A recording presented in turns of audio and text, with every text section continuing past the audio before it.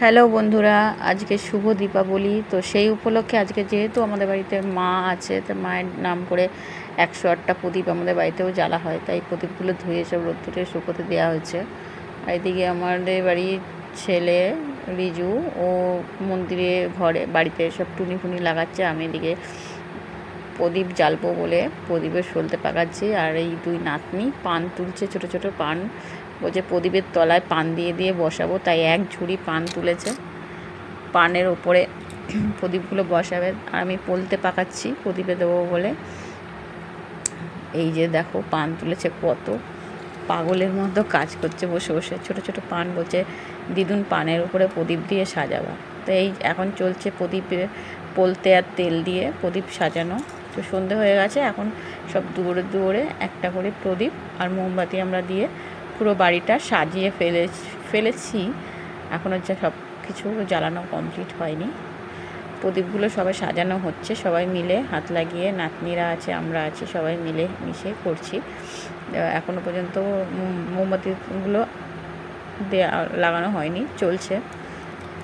আমি এদিকে মন্দিরের ভেতরে এই আলোগুলো জ্বেলে দিচ্ছি, মন্দিরে প্রদীপ আর মোমবাতিগুলো জ্বেলে দিচ্ছি। সবই চারিদিকে জ্বালতে হবে, একসঙ্গেই জ্বালতে হবে। তো ওরা জ্বালছে, এদিকে আমি জ্বালছি, চারিদিক তো সবাই মিলে করলে একসাথে জিনিসটা জ্বলবে, দেখতে ভালো লাগবে। না তো একদিকে জ্বালতে জ্বালতে একদিকে আস্তে আস্তে ওদিকে অর্ধেক হয়ে যাবে। এর জন্যে সবাই ভাগ করে নিয়েছি জায়গা, কেউ বাইরে কেউ ভেতরে, চারিদিক মিলেমিশে বাড়িটা আলোকিত করার চেষ্টা করা হচ্ছে। তো বাড়িতে টুনিও লাগানো হয়েছে, টুনি লাইটটা প্রত্যেক বাড়িতেই যেমন লাগানো হয় দীপাবলিতে, প্রত্যেক বাড়ি এই দীপান্বিতা পুজোতে, মা দীপান্বিতা পুজো এটাকে বলা হয়। এই সময় সব প্রত্যেকের বাড়িটাই আলোতে ভরে ওঠে।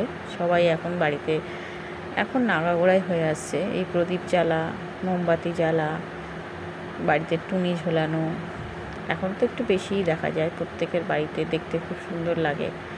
তো আমরা একটু চেষ্টা করলাম বাড়িটাকে সাজানোর আমাদের মতো করে। পুরো বাড়ির রাস্তা দিয়ে একদম পুরো গেটের সামনে থেকে পুরো বাড়িতে রাস্তা দিয়ে মোমবাতি দিয়ে সাজিয়েছি, মোমবাতিগুলো জ্বেলে দিচ্ছি। মাঝে মাঝে নিভে যাচ্ছে, দু একটা হাওয়া দিচ্ছে একটু একটু করে, হাওয়া দিলে আবার সেগুলো জ্বেলে দিতে হচ্ছে। সব মিলেমিশেই আমরা পুরো বাড়িটাকে সুন্দর করে সাজিয়ে নিচ্ছি। তো এদিকে আবার সাজানো কমপ্লিট হয়ে গেলে আমরা আবার একটু ঠাকুরতলায় যাব, তার জন্য আবার রেডি হতে হবে। এই যে পুরো বাড়ির লুক, পুরো বাড়িতে মোমবাতি জ্বালার পরে টুনিগুলো এখনও এই দিককার বাড়ির দিককার টুনিগুলো একটু ডিস্টার্ব করছে, জন্য এখনও জ্বালা হয়নি। মন্দিরের টুনিটা জ্বলছে, ওটা কি প্রবলেম হয়েছে একটু, ওটা ঠিক করে তারপরে জ্বালা হবে। আপাতত এখন প্রদীপ আর মোমবাতিগুলোই জ্বলছে, আর মন্দিরের টুনিটাই জ্বলছে। আর আমাদের বাচ্চা পাটিগুলোও আমাদের সঙ্গে হাতে হাত লাগিয়ে অনেক কাজ করছে, বিকেল থেকেই কাজ করছে। এই যে পুচকি পা ভাগ করে দাঁড়িয়ে আছে। আর এদিকে বড় মেয়ে দেখছে, বড় নাতনি কোনটা নিভে যাচ্ছে কোনটা জ্বলছে। এই যে টুনিটা এখন অবশেষে জ্বলে উঠেছে, কি একটা সমস্যা ছিল তারের, তখন চলছিল না, এখন জ্বলছে। পুরো বাড়িটা খুব সুন্দর লাগছে। তো আমরা রেডি হয়ে গেছি, এখন একটু বাড়ির সামনে যে পুজোটা হয় মায়ের, প্রত্যেক বাড়ি আমরা একটু যাই, পুজোর ওখানে গিয়ে বসি।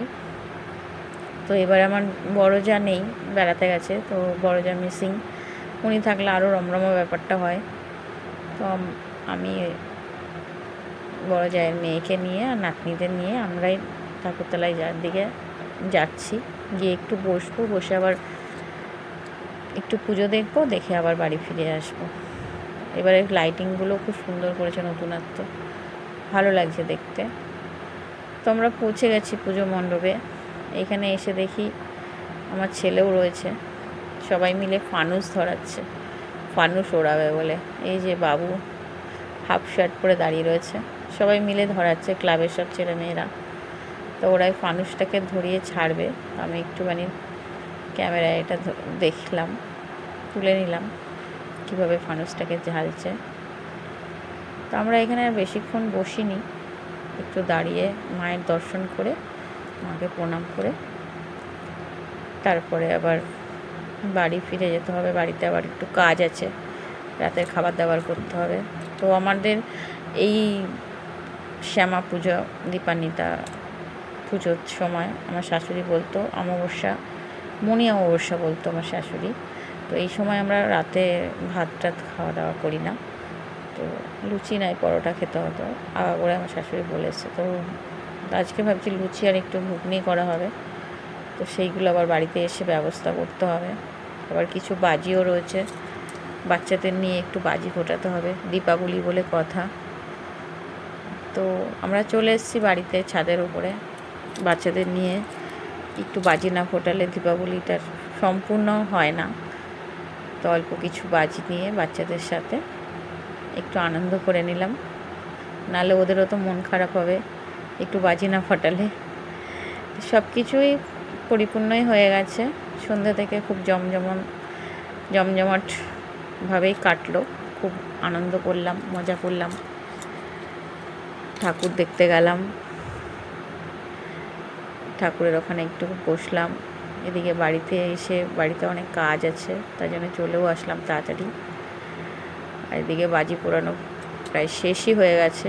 বাজিগুলো ফোটানো হয়ে গেলে এবার আমরা রাতের রান্নাবান্নার দিকে আবার চলে যাব। নানান রকম বাজি আছে, তারাবাজি, রং মশাল, চরকি,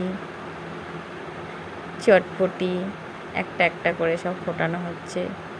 তুবড়ি আছে, খুব ভালো লাগে যখন বাজিগুলো ফোটে, চরকিগুলো ঘুরছে, খুব ভালো লাগছে দেখতে। এদিকে আবার রাস্তা দিয়ে একটা ঠাকুর নিয়ে যাচ্ছে, সারাদিনই অনেক ঠাকুর গেছে, সন্ধ্যের পরেও ঠাকুর নিয়ে যাচ্ছে।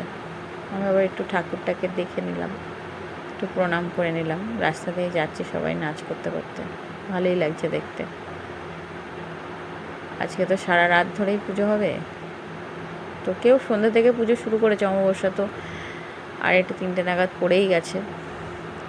কেউ সন্ধ্যে থেকে পুজো শুরু করেছে। আমাদের পুজো মণ্ডপে কিন্তু পুজো শুরু হয়ে গেছিলো, প্রায় পুজো হাফ হয়েই গেছিলো। আমরা যখন গেলাম সকাল সকালই পুজো শুরু হয়ে গেছে। আর এরা হয়তো সারা রাত ধরে করবে, ওই জন্য এখন ঠাকুর নিয়ে যাচ্ছে।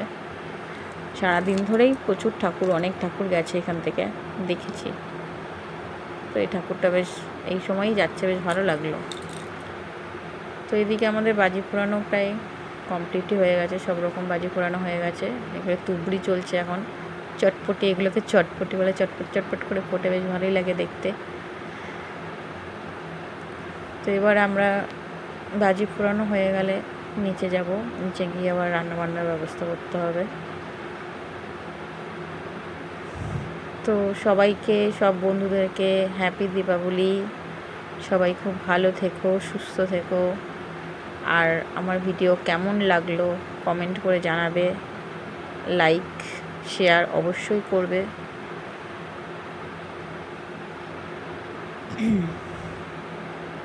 সকল বন্ধুদেরকে আমার তরফ থেকে শুভ দীপাবলি।